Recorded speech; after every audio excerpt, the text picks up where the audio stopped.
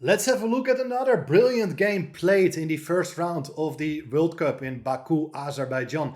Game played between grandmasters Ilya Smirin from Israel and from Colombia. His opponent is Santiago Avila Pavas, 19 years old. And this is gonna be an absolutely fascinating game to watch. But before I'm gonna show you what happened, thanks for all the support so far. The response is overwhelming. It's really flattering. And my personal goal is to reach the 1,000 subscribers before the end of the tournament. So I'm counting on your support. Make sure to give this video a like, subscribe to the channel, and then I'm gonna tell you more about this fascinating game. Smirin opens the game with the move 1c4, and he is in a must-win situation. He lost the first game of this mini-match with the black pieces, so he needs to play for a win. And let's have a look what's going to happen. e6, knight c3, d5, and after the move d4, we are back at the queen's gambit declined. There are various ways for black to handle this opening, and the move a6 is the good old Janowski variation. This subtle pawn move has been popularized by Magnus Carlsen amongst others, and the idea is that if White's going to play a normal developing move like knight f3, for instance, the idea is that you can play the move d takes c4, and then this pawn on a6 is very useful as you're preparing the move b7, b5, and black will try to stick to its extra pawn. Therefore, the principled continuation after a6 is not allowing black to take on c4. C takes d5, leading to this Carlsbad structure in this queen's gambit declined. Pawn on a6 is the useful move or not. That's what we are going to get to see. Bishop f4, typical developing move. Knight f6, and white goes e3. And one of the ideas of black not having developed its bishop yet is that the bishop can go to d6 in one move. Offering the exchange of bishops, if that happens, the black queen is going to recapture, and black is very solid, which would be an excellent choice of black for this particular game. And Smirin thinks, I need to keep the tension. Plays here the move bishop g5, keeping bishops on the board. Bishop e6 to protect the pawn on d5, because without that move, knight takes d5 is a serious move. The knight on f6 is pinned. So bishop e6, bishop d3, knight bd7, and here very interesting moment. There are logical developing moves like knight f3, or even you can develop the knight to e2, but the by far most ambitious move in the position here is the move f4. What's the idea? First of all, f5, intending to trap the bishop, is a serious threat. But also, even if black does something against it, white has ideas to bring the knight to f3, and later on the knight can come into e5. This pawn on f4 and d4, they are supporting nicely the central play of white in this case. So this is a very tricky line. Black goes for the move h6, questioning the bishop. And of course, white maintains the bishop, drops back to h4, keeping the pin. f5 is still a huge threat. And now, very sharp move by black, g5, to unpin the knight on f6, questioning the bishop on h4. F takes g5. And now black recaptures with the pawn. It's a temporal pawn sacrifice. Bishop takes g5. But black is able to win the pawn back. And interestingly, I'm a big fan of this line. I've been analyzing it myself for quite a period of time. And in 2019, I had this exact position with the black pieces against a well-known English grandmaster, international master, Richard Palliser, playing with the white pieces. And in that game, I decided to take with the bishop on h2. And that's a very interesting move. Looks very odd to take with the bishop, should be said, because the rook on h8 is hanging. But at the same time, black is threatening to play here the move bishop g3. With a discovered check, you're threatening to win the rook on h1. Knight f3 is a key move, which was played in my game. And after bishop g3, white gave up the right to castle here to protect the rook on h1. And now black could consider taking on h1, but after the queen captures, white's play is very easy and the white queen is eventually able to infiltrate into black's position. So better is to keep the rooks on the board. Rook g8. Very sharp position. Difficult to say who is better. Very unclear in my opinion. The game ended in a draw after I should admit that I was lost at some point. But we had a lot of fun playing such a sharp position. In the game, we also get to see a really sharp continuation, but probably it's not the best move. Rook takes h2 was played. And now the bizarre thing is, what I also want to mention is that the move c6 has been played in a game of Magnus Carlsen, protecting the pawn on d5. Magnus playing with the white pieces against Shahriar Mamediarov. And after the move queen f3, followed by knight e2, white got actually very nice position. But also the move c6 was played by this Colombian player, Avila Pavas. So I'm not sure what went wrong, but he decides to take with the rook on h2, which is in my opinion a bad move. After the exchange of rooks, bishop takes, knight ge2, white is just threatening to play g3 to trap the bishop on h2, and then you just have to attack it one more time, like you can bring your king to g2 or maybe bring the queen to h1. Therefore, black has no choice but dropping back with the bishop to d6, and now the knight comes in to f4. Excellent move. The knight is doing very well. There is a threat to take on d5 twice because the knight on f6 is still pinned. The goal was to unpin with this operation with pawn moves on the king side, but the bishop is still pinning that knight on f6. So black got to do something about it. But if you play c6 over protecting that pawn on d5, knight h5 is very unpleasant with ideas of going queen f3, massive pressure against the knight.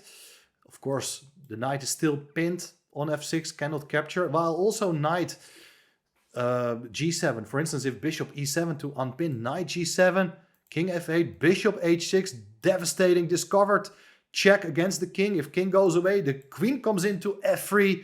This is something which is not fun to experience. Your king is wide open and white has a free attack. Therefore, Avila Pavas played here the move bishop to g4, attacking the queen, and a simple, very solid move here would be bishop e2, offering the exchange of bishops, after which pawn on d5 is still hanging. But I think black's position is on the verge of collapsing. Why? Well, this pin is still very unpleasant. White is going to castle next, maybe open up the center, get a rook over to h1, trying to infiltrate. All white's pieces are looking very natural. I'm not sure why white refrained from playing this particular move. Instead, queen b3 was played with the idea to take on b7, to hit the pawn on d5 one more time. And this was still seen in one earlier game between two Chinese players in which knight b6 was played. Now the king cannot castle because of the bishop on g4, but after king d2 followed by rook h1, things are looking really, really bad here for black. So Avila Pavas played here bishop e7 to unpin the knight on f6, but there's queen takes b7. White is capturing a pawn after rook b8. Black is looking for counterplay. Queen takes a6, taking a second pawn. And now, of course, the pawn on b2 can be taken, but things are rather slow. And there's not immediate counterplay. So there are various other moves. Rook b6, trying to questioning the queen, could be an interesting move as well.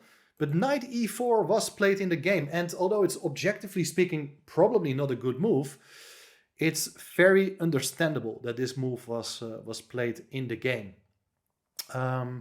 Because you would finally get your knight out of the pin, and particularly in order to get some play with black, you need your queen to be involved. Bishop takes e4 was played. Should be said that instead bishop takes e7 is also a very logical move. Because after bishop takes e4, if d takes e4 would be played, bishop takes e7, queen takes e7 would have led to the same. Now, black is threatening to go queen h4, but the key move here for white is the move queen to h6, preventing this queen h4 check. Now if the pawn would be taken on b2, knight cd5 is the key move, attacking the queen. And who is attacking whom? That is the question. If queen goes to a3, looking for counterattack, it's queen h8 with check. You block with a knight, and now it's knight f6 check. King goes away, knight takes g4, white is a piece up, and there is no good check. The king is able to evacuate. Queen can easily come back into defense, so this is winning for white. But after bishop takes e4, instead of capturing on e4, bishop takes g5 was played. And now knight f takes d5. Excellent move. Knight is taking away quite a number of important squares from the black queen. And only now black decided to take with the rook on b2. Key moment of the game. White is 2 pawns up, but there's no time to rest on its laurels here yet. White's king is in potential trouble. I would like to show you a few lines. For instance, I'm not going to reveal the game's continuation, but let's see if knight b5 is going to be played with a threat to take on c7. Then black is going to give a check with a bishop on h4. The king can only go to f1, and now it's bishop e2 with check. After king g1, black can already take on b5, which is okay, but even more powerful is bishop f2. An amazing bishop move with the point that if bishop is taken now, bishop takes b5 comes with a discovered check, winning the queen. While after the other move, king h2, it is going to be checkmate with the queen on h4. So just to illustrate that black is also just a few moves away from delivering checkmate. Knight b5 is a horrible blunder. How about a move like rook c1? Getting the rook involved along the c file, for instance. If bishop h4 check, the king can come to f1, and once again, it's not simple for black to get the queen into the attack. Bishop takes e3, however, is an absolutely killer move. You're opening up the path for your queen. The bishop hits the rook. If knight takes e3, it's queen h4 with check. The rook covers the second rank, king f1, queen f2 with checkmate. Once again, this is incredibly dangerous. But now you understand that white got to do something about its king. The king cannot castle, that has been prohibited by the bishop on g4. But an absolute stunning move here by white is played in the game. King to f1. And that's a very subtle move with a point to just get the king even more into the corner. King g1 followed by rook f1. And white has managed to bring its king into safety, is 2 pawns up, will look for ways to initiate more exchanges, and that looks awesome. Now, position is still relatively sharp, and in the game there followed the move bishop takes e3, but that's going to be the decisive mistake of the game. Knight takes e3, and now queen h4 on the board, threatening checkmate on f2. But did black overlook something here? Well, there is a queen check on c8. Back rank check. White doesn't have to defend, can look for a counterattack. You don't want to drop back with your queen, then you're just a piece down. So king e7, and now the knight comes in with check on d5. If you go to d6, it's queen takes c7 with check, king e6 only move, and now after queen c6 it's checkmate, as the knight prevents the king from going anywhere else. Therefore, after knight cd5, king e6 was played, but now it's queen to e8 with check. The king cannot really go anywhere apart from the move d6. There is knight c4 check, king c6 only move, and now once again, if you play a quiet move, it's going to be queen f2 with checkmate. But the killer move, after which it's game over, is the beautiful move knight c3 back with a discovered check. It's checkmate. Wow, the knights are taking away all the squares from the black king.